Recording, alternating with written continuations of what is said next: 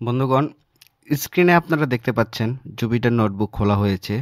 মূলত অ্যানাকন্ডার মাধ্যমে আমরা জুপিটার নোটবুক খুলেছি। আমি পাইথন এনভায়রনমেন্টের সেটআপের যে ভিডিওটা আছে সেখানে বিস্তারিত বর্ণনা করেছি। আমি চেষ্টা করব ভিডিও ডেসক্রিপশনে লিঙ্কটা দিয়ে দেওয়ার জন্য। আপনারা ভিজিট করবেন এবং এই বিষয়টা সম্পর্কে ভালোভাবে জেনে নেবেন, তাহলে আপনাদের বুঝতে সুবিধা হবে। এখানে ডেস্কটপে আমি একটা রেপোজিটরি ক্রিয়েট করেছি, সেটা পয়জন ডিস্ট্রিবিউশনের উপরে। এখানে একটি সিএসভি ফাইল রয়েছে, একটি পাইথন ফাইল রয়েছে এবং এই পাইথন ফাইলটা আমরা জুপিটার নোটবুকের মাধ্যমে আমরা ব্রাউজারে ওপেন করেছি। এখন আমরা প্রোগ্রামিংটা শুরু করে দেই। তো সর্বপ্রথম আমাদের কিছু মডিউল ইম্পোর্ট করতে হবে। সেজন্য আমাদের লিখতে হবে import pandas as pd, import numpy as np, import matplotlib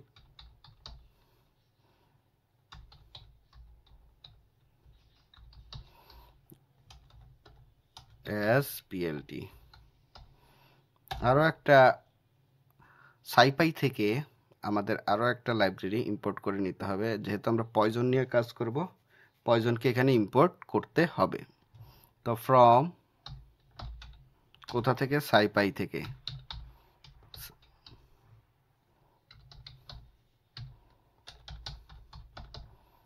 import poison. তো আমরা এখন প্রোগ্রামটা রান করি। রান করলে পরে আমাদের এখানে একটা সমস্যা দেখাইছে, নামপায়া। এটা যেহেতু কেস সেন্সিটিভ, এখানে অ্যাজ লিখতে গিয়ে আমি একটা এ বেশি দিয়ে দিয়েছি। ম্যাটপ্লটলিব ম্যাট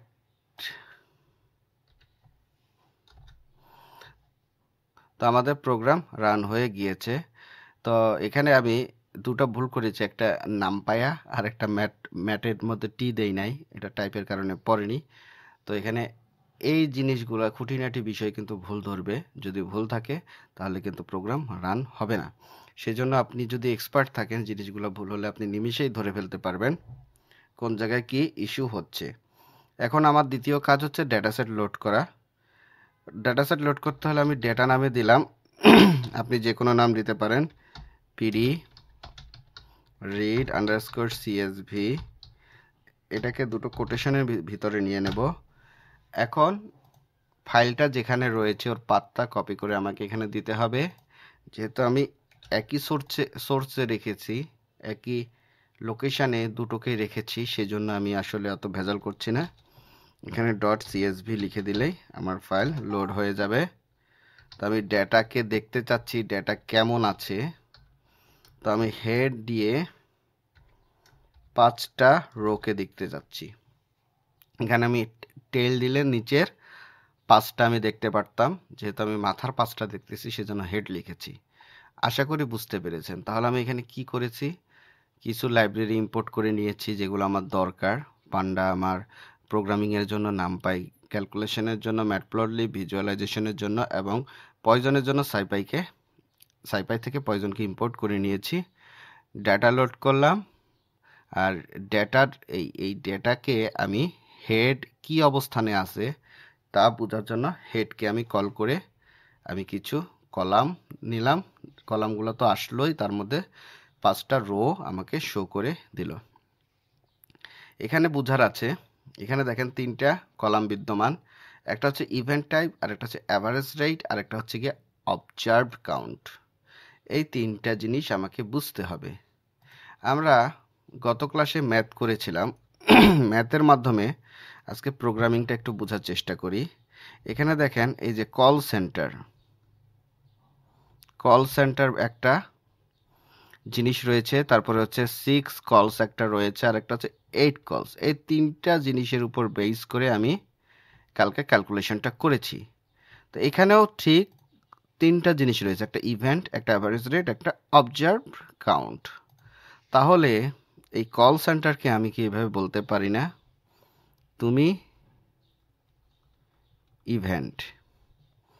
6 কলকে বলতে পারি না, তুমি অ্যাভারেজ। 8 কলকে তুমি বলতে পারি না, তুমি অবজার্ভড কাউন্ট। একটু বোঝার চেষ্টা করেন, একটু পরে বুঝে যাবেন। Observed count. এখানে তিন রকম কলাম লিখে দিলাম। অর্থাৎ একটা ইভেন্ট ঘটেছে, ইভেন্ট ঘটার পরে এখন আমি অ্যাভারেজটা জানি এবং কে এর মান 8 জানি। এটাকে আমি অবজার্ভড কাউন্ট হিসাবেই ব্যাখ্যা করতেছি। এখন এটার উপর ডিপেন্ড করে এই সূত্র অ্যাপ্লাই করে আমি ক্যালকুলেশন করেছি। এখানে আমি বুঝাইতে চাচ্ছি, এই যে ডেটা সেটটা দেখতেছেন, প্রত্যেকটা আলাদা আলাদা ইভেন্ট, এরকম অনেকগুলো ইভেন্ট আছে। এই ইভেন্টের মধ্যে এই জিনিসটা হচ্ছে অ্যাভারেজ, এটা হচ্ছে কি আমার কে এর ভ্যালু। এখন এই জিনিসটার প্রবাবিলিটি আমাকে বের করতে হবে অ্যাভারেজের উপর বেস করে। আমি অ্যাভারেজ জানি, সুতরাং এগুলার প্রবাবিলিটি বের করতে হবে। এখানে একটা জিনিস খেয়াল করুন, একটা অঙ্ক করতে আমাদের 3 থেকে 4 মিনিট সময় লাগে। যদি আমাদের মস্তিষ্ক কাজ না করে ক্যালকুলেশন করে 5-6 মিনিট লেগে যায়। এখানে আমি প্রত্যেকটা, এখানে মিনিমাম 100টা আছে, 100টা আছে কিনা একটু দেখা। ইভেন্ট 1-2 করে যেহেতু আছে, সুতরাং এখানে আমি ইউনিক করলেই আমার টোটালটা বের হয়ে যাবে। আমি ইউনিক করি,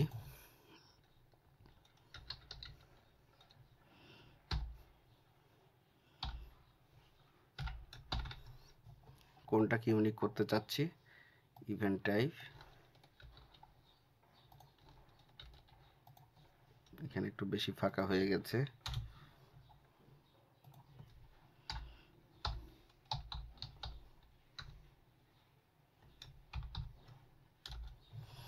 এখানে দেখাচ্ছে 100টা ইভেন্ট আছে, কিন্তু 100টা। তাহলে 1-এর থেকে ইভেন্ট শুরু করবে, 100টা ইভেন্ট নিবে। 100টা ইভেন্টকে সে ক্যালকুলেশন করবে, অর্থাৎ প্রত্যেকটাকে ক্যালকুলেশন করে প্রবাবিলিটি। এখানে একটা করতেই, অর্থাৎ এই 8-এর জন্য আমার এই অ্যাভারেজকে ক্যালকুলেশন করতে আমার একটু খবর হয়ে গেছে, 5-6 মিনিট সময় লাগছে। আর সে 100টা ইভেন্টকে নিমিষেই ক্যালকুলেশন করে দিবে। প্রত্যেকটা আলাদা আলাদা অঙ্ক আমরা মনে করি। আশা করি বিষয়টা আমি বুঝাতে পেরেছি। তো এখন আমরা ক্যালকুলেশন শুরু করি। তার আগে আমি হেডটাকে একটু দেখতে চাই চোখের সামনে, কারণ চোখের সামনে দেখলে আমার অঙ্ক করতে সুবিধা হয়। সেই জন্য এখানে আমি 2 করে দেই, ধারের কাছে থাকলো, মানে কলামগুলো আমার লাগবে।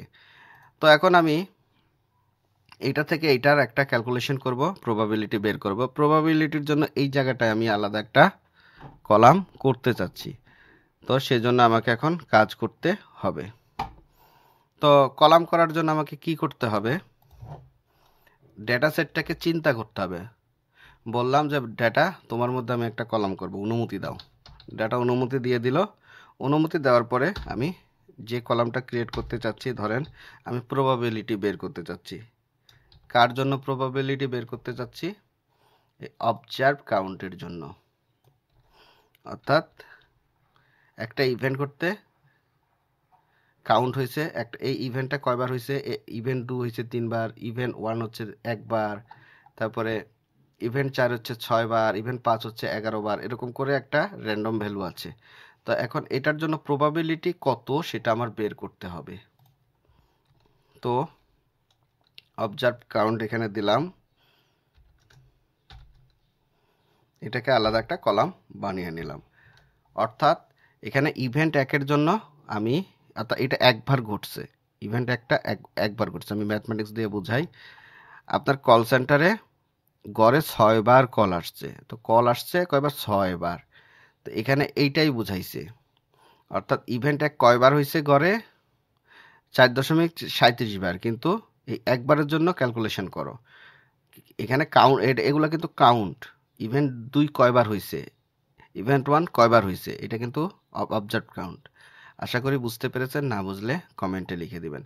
এখন আমি এই জায়গাটা আলাদা একটা কলাম ক্রিয়েট করার চেষ্টা করতেছি, যেটার নাম থাকবে প্রবাবিলিটি অফ অবজার্ভ কাউন্ট। অর্থাৎ এটার সাথে ক্যালকুলেশন করে একটা প্রবাবিলিটি বের হবে।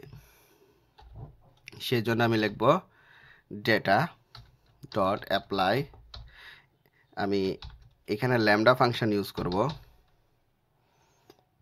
ল্যামডা কেন করতে হয় আমি আপনারা একটু আমার পাইথনের ক্লাসটা দেখবেন, ওইখানে আমি ল্যামডার ফাংশন কেন কিভাবে এক লাইনে ব্যবহার করা যায়, কেন করতে হয় সেটা আমি বিস্তারিত বর্ণনা করেছি। ল্যামডা রো নিয়েছি, রো নেওয়ার পরে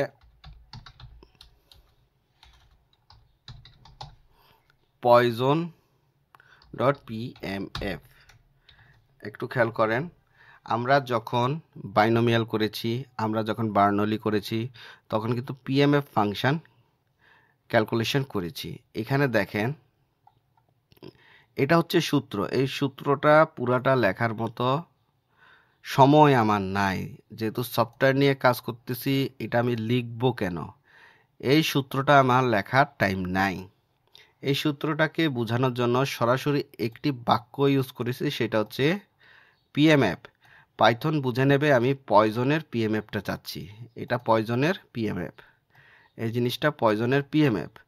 পাইথন কিন্তু বুঝে নেবে যখন পয়জনের পিএমএফটা লিখেছি। পয়জন তো আমি সাইপাই থেকে ইম্পোর্ট করেছি, সাইপাই একটা লাইব্রেরি, সেখান থেকে পয়জনকে ইম্পোর্ট করেছি। ইম্পোর্ট করার পর এটা সাইকিট লাইনের মতো একটা লাইব্রেরি, ওইখান থেকে ইম্পোর্ট করার পর আমি বলে দিলাম যে এই রো যতগুলো আছে, রো এর উপর রো যেগুলো আছে, মানে যে কোনো একটা নির্দিষ্ট রোকে বেছে নাও। ল্যামডা ফাংশন তো এখানে আছেই, ল্যামডা ফাংশনের ব্যাপার স্যাপার আলাদা, এটা অ্যাপ্লাই করতে বলেছি। আপনারা আমার পাইথন প্রোগ্রামটা দেখলেই ল্যামডা ফাংশনের যেটা উল্লেখ করে দিয়েছি আপনারা বুঝতে পারবেন। ফাংশন নামে একটা অধ্যায় আছে, ওইটা দেখবেন। আর এখানে রো এর মধ্যে অ্যাপ্লাই হবা, এই রো এর মধ্যে অ্যাপ্লাই হবা পিএমএফ, প্রবাবিলিটি মাস ফাংশন। কার জন্য?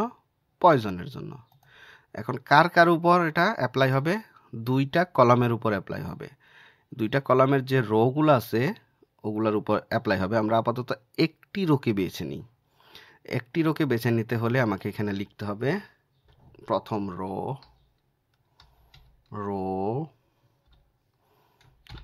এখানে প্রথমে দেব অবজার্ভ কাউন্ট, কারণ কে এর ভ্যালু আগে আসবে। কে এর উপর মূলত আমরা এই অ্যাভারেজ রেটের উপর বেস করে কে এর প্রবাবিলিটি নির্ণয় করব। সুতরাং যারটা নির্ণয় করতেছি তাকে আগে দেব। দেওয়ার পরে আমরা কে এর ভ্যালু নির্ণয় করতেছি কার উপর বেস করে? মিউ, মানে পপুলেশনের মিন। এটা মিউটা হচ্ছে পপুলেশনের মিন, আর এক্স বার মানে হচ্ছে গিয়া স্যাম্পলের মিন। এগুলো আমি করাইছি আপনাদের মিনের ক্লাসে, দয়া করে আপনারা পুরাতন ভিডিওগুলো একটু দেখবেন। এই প্লে লিস্টেই আছে মিনের ক্লাসটা। তাহলে এখানে মিউ এর ভ্যালুটা আমরা বের করে নেব। মিউ ইজ ইকুয়াল টু, মানে ওইটার মিন, হ্যাঁ, অ্যাভারেজ রেটটাকে আমি মিন হিসাবে আখ্যায়িত করতেছি।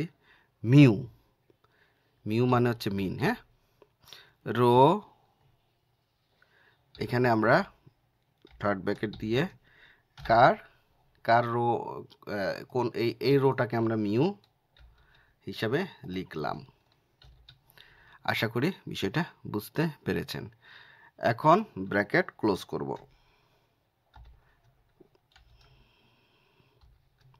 তাহলে এই ব্র্যাকেট আর এই ব্র্যাকেট ক্লোজ হয়ে গেল। এখন এই ব্র্যাকেট বাকি আছে। এখানে কি করেছি? একটা রোকে ক্যালকুলেশন করতেছি, এই শুধুমাত্র একটা রোকে ক্যালকুলেশন করতেছি। সেজন্য এই রো এর কাউন্টগুলো এখানে দিয়ে দিলাম। তো প্রথম রো অবজার্ভ কাউন্টকে নিলাম, তারপরে মিন হিসাবে এই রোকে ব্যাখ্যা করলাম, সেজন্য এখানে মিউ লিখছি। এখন তাদের মধ্যে পিএমএফ অ্যাপ্লাই হবে। দুর্ভাগ্যবশত এখন যদি আমি প্রোগ্রামটা রান করি শুধুমাত্র একটা রো এর উপরেই অ্যাপ্লাই হবে, কিন্তু আমি চাচ্ছি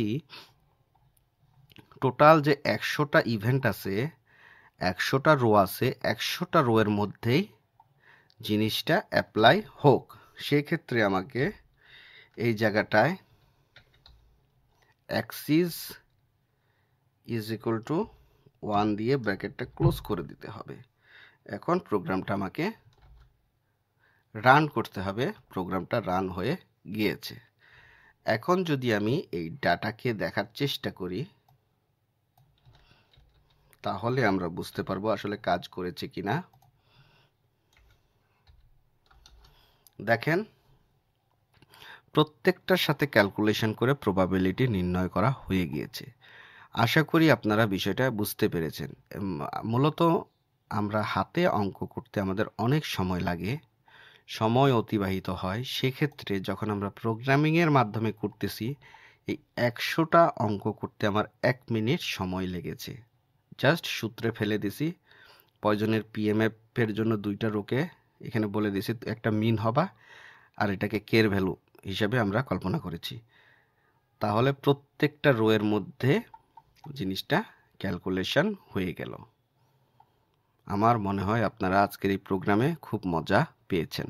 এখন আমাদের পিএমএফ ক্যালকুলেশন করা মোটামুটি কমপ্লিট হয়ে গেছে, আমরা বুঝতে পেরেছি।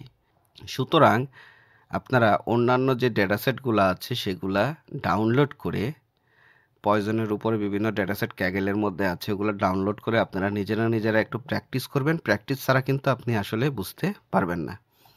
তো এখন আমরা একটু ভিজুয়ালাইজ করার চেষ্টা করি। ক্যালকুলেশনটা হলো, এখন একটু ভিজুয়ালাইজ করার চেষ্টা করি। তো আমি শুরু করি। তো ভিজুয়ালাইজ করতে গেলে আমরা যেহেতু ম্যাটপ্লটলিব নিয়েছি, সর্বপ্রথম আমাদেরকে ফিগার চিনাই দিতে হবে। তো ফিগার এভাবে লিখতে হবে, লেখার পরে ফিক্স সাইজ দিয়ে দিতে হবে। Fix size is equal to কত দিব, 12,6 দিলাম, ব্র্যাকেট ক্লোজ। আমি প্রোগ্রামটা রান করে দিলাম। দেখেন 1200 গুণ 600 সাইজের একটা ফিগার হয়ে গেল। ফিগার হওয়ার পরে এর মধ্যে লিখি, এখানে আমি কমেন্ট করে দিই, প্রথমে আমরা করব হিস্টোগ্রাম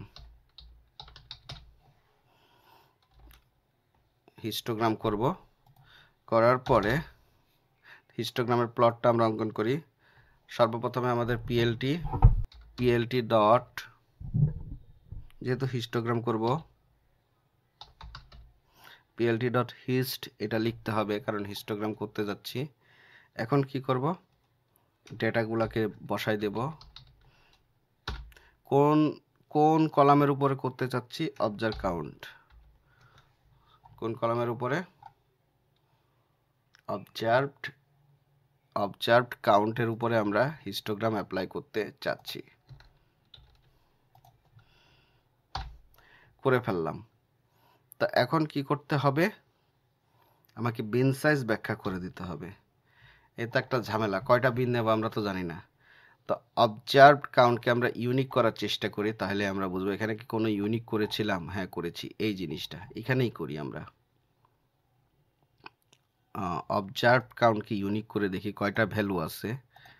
যেহেতু এটার উপরে আমার বিন ক্রিয়েট করতে হবে, নির্দিষ্ট সংখ্যক বিন, আমার এখানে 100টা রো আছে বিদায় কি 100টাই বিন করব। এখানে আছে কয়টা ভ্যালু, ইউনিক ভ্যালু যতটা থাকবে ততটা আমরা বিন করব।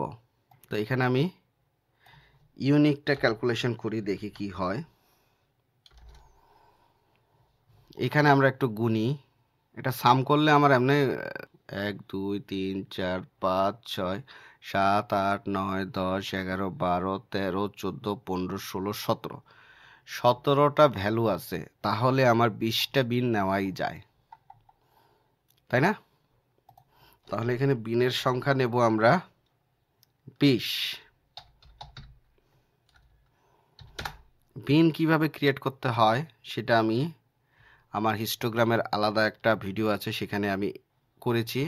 আপনারা ভিজুয়ালাইজেশনের যে প্লেলিস্টটা আছে আমার ইউটিউব চ্যানেলে, এটা দেখবেন, তাহলে জিনিসটা ক্লিয়ার হয়ে যাবেন। আমি কয়েকভাবে বিন করার ফর্মুলা দেখিয়েছি। Colour is equal to blue কালারে দিতে পারেন, আপনি গ্রিন কালারে দিবেন, এটা আপনার একান্ত ব্যাপার, আপনি কিসে দিবেন। আমি দিয়েছি ব্লুতে। আলফা কেন দেই সেটা আমি আগের ক্লাসে ব্যাখ্যা করেছি। মূলত গ্রিড সাইজকে ব্যাখ্যা করার জন্য আলফা দিয়ে থাকি। তারপর এডস কালার ব্ল্যাক।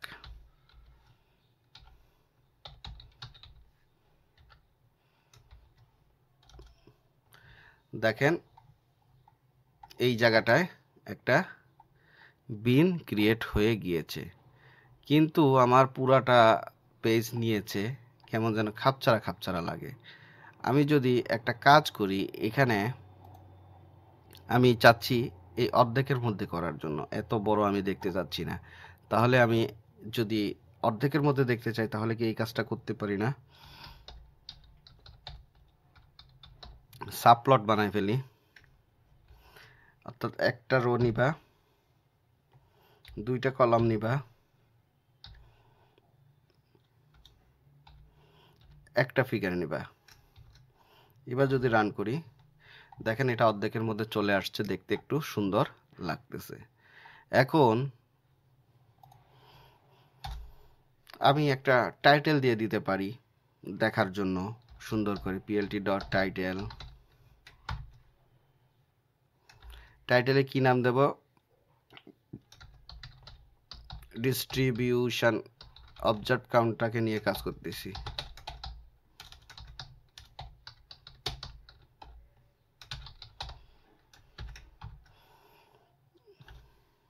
দেখেন উপরে সুন্দর একটা টাইটেল হয়ে গিয়েছে।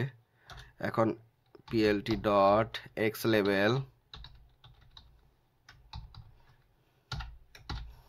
এক্স লেভেলে কি নাম দেব? অবজার্ভ কাউন্ট দিয়ে দিই।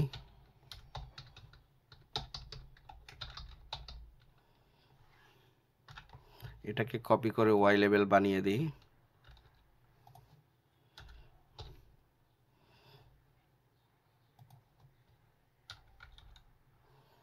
এখানে ওয়াই লেভেল করে দেই, এটার নাম দেব ফ্রিকোয়েন্সি।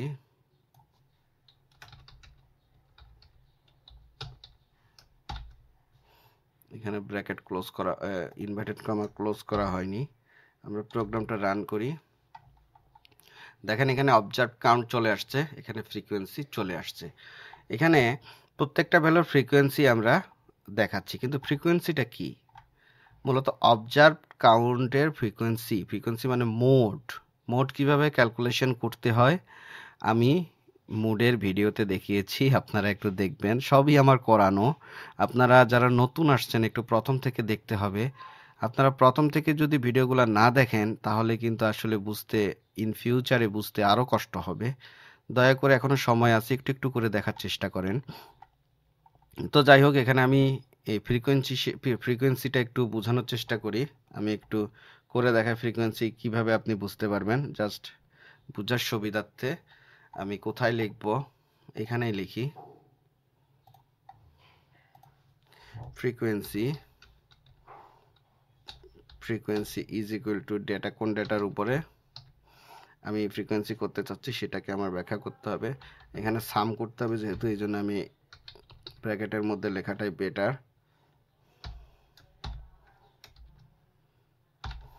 এখানে অবজার্ভ কাউন্টের উপরে আমি ফ্রিকোয়েন্সি ক্যালকুলেশন করব।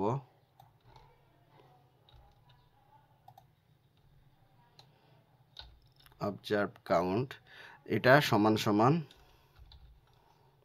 0 কয়বার আছে এটা দেখার চেষ্টা করি। তারপর হচ্ছে ডট সাম, রান হয়ে গিয়েছে। আমরা একটু ফ্রিকোয়েন্সি বোঝার চেষ্টা করি। এখানে ভ্যারিয়েবলটা শুধু শুধু দিচ্ছে, এটা না দিলেও হইতো, এখানে তো জাস্ট দেখার জন্য, তাই ভ্যারিয়েবল দেওয়া উচিত ছিল না। তো 0-র জন্য আছে 3, আমরা একটু দেখি। 0-র জন্য 3 দেখেছেন। 1-এর জন্য কত আছে? 8। আমরা 1-এর জন্য 8 পাই কিনা দেখি, কই গেল? এখানে 1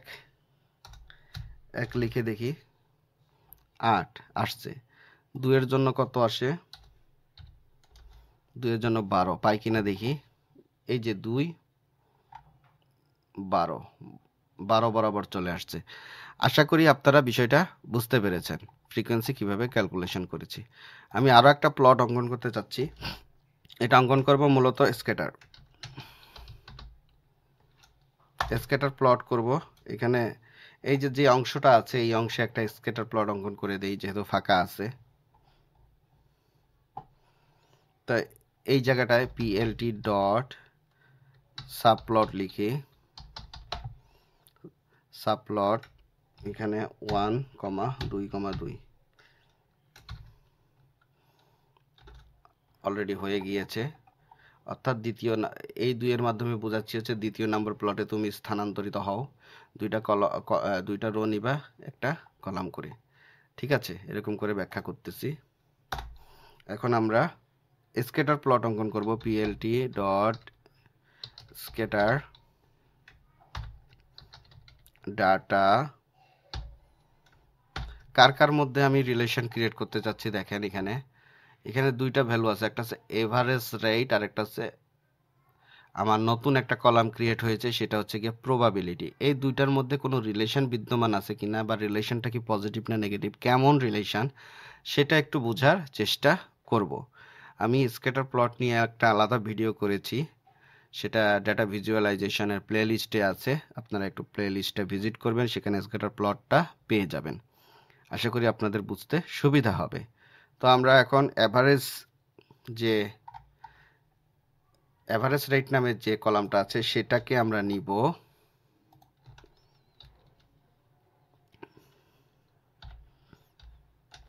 অ্যাভারেজ রেটকে এখানে একটা কলাম দিতে, সেমিকোলন দিতে হবে, সেমিকোলন দিয়ে দিলাম। তারপরে হচ্ছে গিয়ে আরেকটা যার সাথে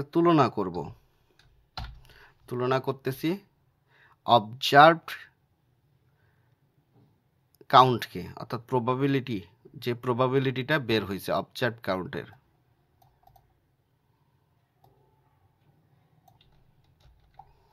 ওটাকে নিয়ে আসব, নিয়ে এসে এখানে বসিয়ে দেব, ব্যাস হয়ে গেছে। এখন এর মধ্যে আমি আরো কিছু জিনিস অ্যাড করতে চাচ্ছি, সেটা হচ্ছে কালার আমি রেড করে দিব,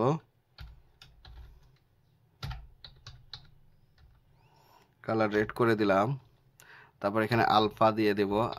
আলফা কেন দেই, গ্রিডকে প্রকাশ করার জন্য, এটা বুঝিয়েছিলাম, আপনারা একটু আগের ক্লাসটা দেখবেন ভিজুয়ালাইজেশনের।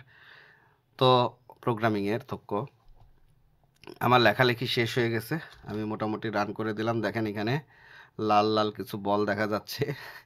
তো যাই হোক, এখানে একটা রিলেশন বিদ্যমান, কার সাথে কার রিলেশন পুরাটা কমপ্লিট করি, তাহলে আপনি ভালো করে বুঝতে পারবেন। PLT ডট টাইটেল, আমরা দুটো কলম ডিফারেন্স না, আমরা এখানে শুধু দুটোকে লিখে দিই। হ্যাঁ, একটার সাথে আরেকটা কি রিলেশন আছে, কোরিলেশন আছে কিনা এটা বোঝার চেষ্টা করতেছি। অ্যাভারেজ রেট ভার্সেস পি,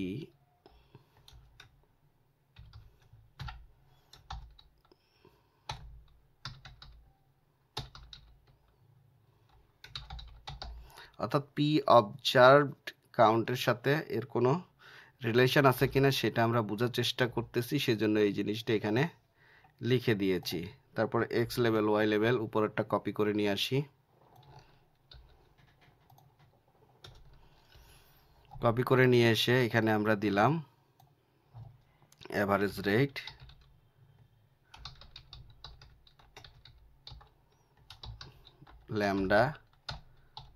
ল্যামডার মান এখানে রয়েছে, কারণ আমরা পিএমএ ফাংশন ক্যালকুলেশন করতেছি, অবশ্যই ল্যামডাকে ইউজ করেছি।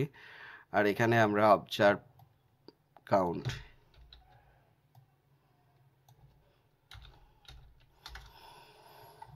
দেখেন এখানে টাইটেল চলে আসছে, এখানে অ্যাভারেজ রেট ল্যামডার যে মানটা আছে সেটাই নিচে থাকবে, আর উপরে হচ্ছে গিয়া প্রবাবিলিটির মান, অর্থাৎ এই ভ্যালু এবং এই ভ্যালুর মধ্যে যে রিলেশনটা আছে, অর্থাৎ এখানে পজিটিভ রিলেশন, অবশ্যই একটা ভ্যালু বাড়লে আরেকটা ভ্যালু বাড়তেছে, এদিকে যত বাড়তেছে এদিকেও তত বাড়তেছে, এটাকে আমরা পজিটিভ কোরিলেশন বলবো। আমি কিছুদিনের মধ্যেই coefficient of the coefficient of correlation নিয়ে একটা ভিডিও করব, ওখানে আমি বিস্তারিত বলবো। এছাড়াও আমি স্ক্যাটার প্লটের যে ভিডিওটা করেছি সেখানে আমি রিলেশন সম্পর্কে বিস্তারিত বলেছি, তো আপনারা ওইটা দেখলে এটা উপকৃত হবেন। শুধু এটা জেনে নেন, এক্স এর ভ্যালু যদি বাড়েও এবং ওয়াই এর ভ্যালুও যদি সাথে সাথে বাড়ে, সেক্ষেত্রে কিন্তু আমরা পজিটিভ রিলেশন বলে থাকি, এর মধ্যে একটা রিলেশন বিদ্যমান। অর্থাৎ এদিকে ভ্যালু যত বাড়তেছে এদিকেও তত বাড়তেছে। তো যাই হোক, আমি আজকে আর বেশি বড় করতেছি না ভিডিও। আজকে আমার উদ্দেশ্য ছিল প্রোগ্রামিং করা। প্রোগ্রামিং করলাম, পিএমএফ ফাংশন ক্যালকুলেশন করলাম, অনেকগুলো আইটেমকে আমি নিমেষেই সমাধান করে দিলাম, অনেকগুলো প্রবলেমকে। এখানে একটা হিস্টোগ্রাম দেখালাম আর এখানে একটা স্ক্যাটার প্লট দেখালাম। দুটা মূলত এখানে ফ্রিকোয়েন্সি ক্যালকুলেশন করেছি আর এখানে রিলেশন বোঝানোর চেষ্টা করেছি। তো আশা করি পুরো ভিডিওটা আপনারা এনজয় করেছেন। ফিউচারে আমি আরও ভালো ভালো ভিডিও নিয়ে আসব। আমরা নেক্সটে ইন্টিগ্রেশন ক্যালকুলেশন নিয়ে কাজ করব, তারপরে আমাদের কন্টিনিউয়াস ডিস্ট্রিবিউশন নিয়ে কাজ করতে হবে। যদিও ভেজাইল্লা, অনেকে ভেজাইল্লা মনে করে, আসলেই ভেজাইল্লা ওই ক্লাসগুলা। আমি চেষ্টা করব খুব সফট করে ক্যালকুলেশন করে, যেন কোনো রকম ঘাটতি না থাকে, এরকম ক্যালকুলেশন করে আপনাদের কাছে উপস্থাপন করার, যেন আপনাদের বুঝতে সুবিধা হয়। তবে একটা রিকোয়েস্ট, আপনারা কিন্তু প্রথম থেকে শেষ পর্যন্ত পুরো ভিডিওটা দেখবেন আর আমার চ্যানেলে লাইক কমেন্ট শেয়ার মাস্ট করবেন। তো যাই হোক, অনেক বকবক করলাম। আজকের ভিডিও এতটুকুই। আপনারা ভালো থাকবেন, সুস্থ থাকবেন আর আমার জন্য দোয়া করবেন। ধন্যবাদ।